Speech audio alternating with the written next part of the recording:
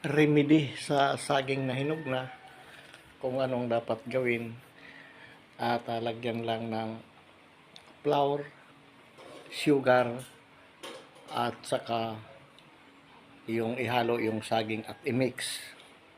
After a few minutes, kumuha ng mantika at ready na isa lang. So magkaroon na ng almusal.